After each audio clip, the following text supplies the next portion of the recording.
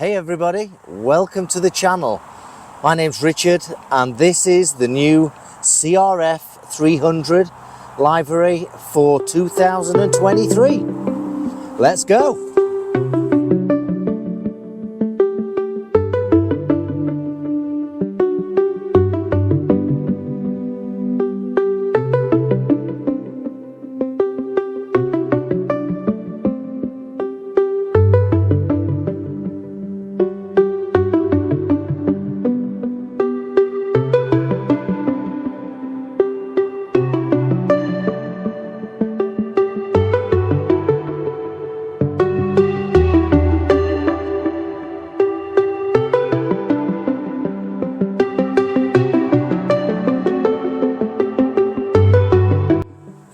Well, welcome to the CRF300 for 2023.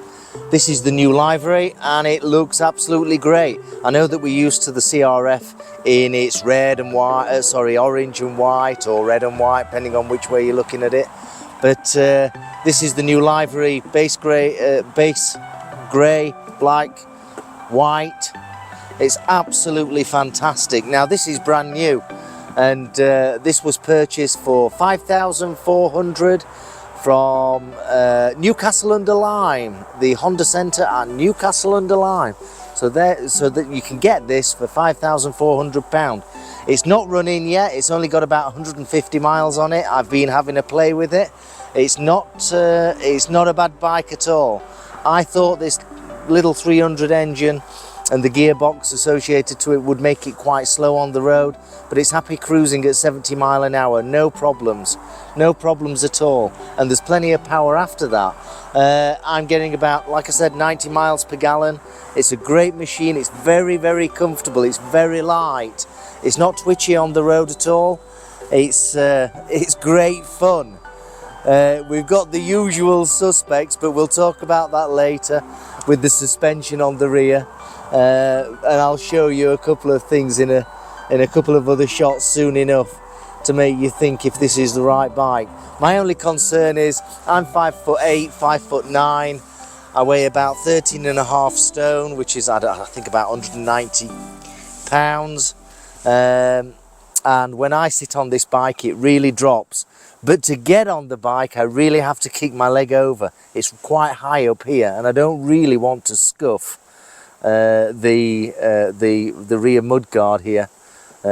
So you know, if I was buying this bike, I would probably get a rack on here to protect the plastic here for the mudguard. And would I get one? Probably yes, I would. But I would always make sure that I was buying it so I could do a little bit of off-road. 90% on-road probably, 10% off-road. The tyres seem okay on the road. I don't seem to be having a major problem with them, even at 70 miles an hour. It seems happy enough. But I do have to concentrate on the steering at 70 miles an hour. It does follow the white lines and the snakes in the road, etc. It's very quiet, so it's inconspicuous, so the police won't notice you or anything like that. I don't think, and this is my personal opinion, I think with this colour it looks less nickable to potential thieves than the typical orange or red version. The orange or red version really looks like it wants to be stolen. And you know, I'm just saying that. That's just my thoughts. That's just my opinions. But this doesn't look like that way. It's, you know, it looks a little bit more inconspicuous, which is great. The dial's great. The mirrors are great. When you're doing 70 miles an hour, they don't seem to shake. The slipper clutch is absolutely fantastic. It's super light and perfect if you're a new rider. Absolutely perfect. The only thing about it is if you're a new rider, make sure that, you know, your inside leg is quite long. I mean, I think I am about somewhere between 30 and 31 inches on my inside leg. And, you know, I have to leap on this, and when I do leap on it, it goes right down. I can get both feet on the ground with the balls of my feet, not the toes, the balls of my feet. I can't get my feet flat. Other than that, you know, it's a great bike. The suspension's a bit wishy-washy, but we'll talk about that shortly. I think we should. I think we should get this on the road and have a chat about it while I'm riding. What do you think? Let's go. Okay, let's have a look. Let's have a look at this bike. On the road, it's okay. It's a bit twitchy. Setting off on the road, where it's fairly flat and level, you'll have to set off in second gear. Setting off in first gear is just a waste of time. First gear is so low and designed for off-road that, you know, it is what it is. Set off in second gear. It'll create less wear and tear on your ankle.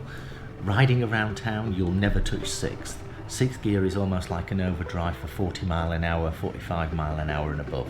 So you'll never touch sixth. Economy around town, it was plotting out that it was doing about 90 miles per gallon. If you're doing 50 miles an hour, it comes down to about 75 mile per gallon.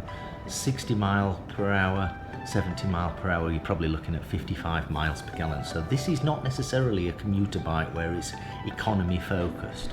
And sure enough, when you get above 60 mile an hour, the steering the bike tends to wallow across the road. So I found myself having to use two hands on the handlebars to give me the confidence to keep the bike straight, and you need to focus on keeping the bike straight with the two hands on the handlebars. You do need to concentrate on that.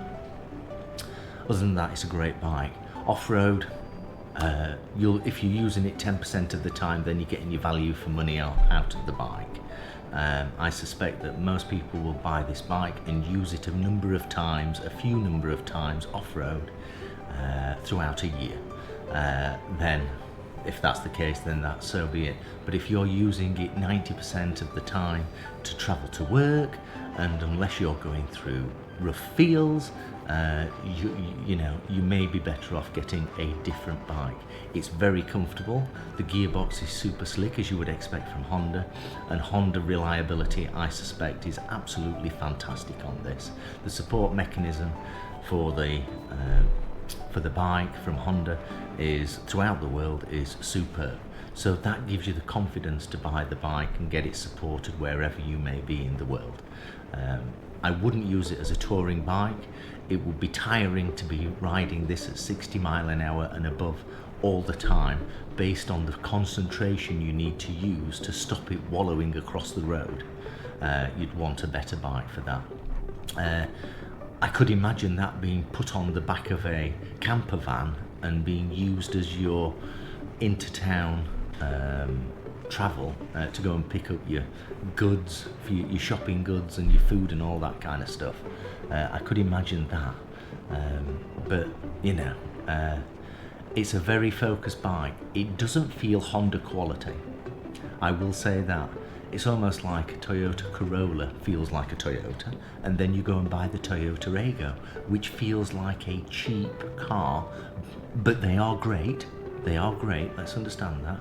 And this bike is great, but it doesn't feel like Honda quality, yeah, or it doesn't feel like Toyota quality in the analogy. Would I buy it? Probably not, because I don't do much off-roading. And if I did off-roading 3 times a year, would I buy it? Probably not. It's a very focused bike that there are other bikes that can bring a better experience if you're using it on road. If you're going to try one out, go and try it out for 2 hours. Go around the city, go down dual carriageways, get it up to 70 mile an hour. Make sure you understand how this bike feels. Other than that, it's a great bike. £5,500 for a Honda is a really good price for a 300cc. I would seriously think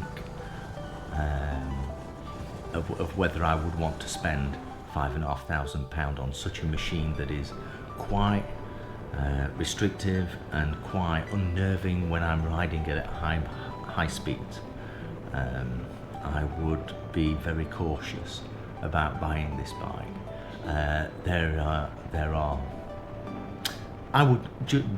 The best thing to do is go out and ride it for 2 hours and see how you feel. I hope you found this informative and balanced from a very experienced rider. Go out and play with one and see what you think from the dealership and take it from there. And then I'd love to know what your comments are and where it's coming from. I've got a final video on this coming up that talks about the suspension and things like that. So we'll take that from there.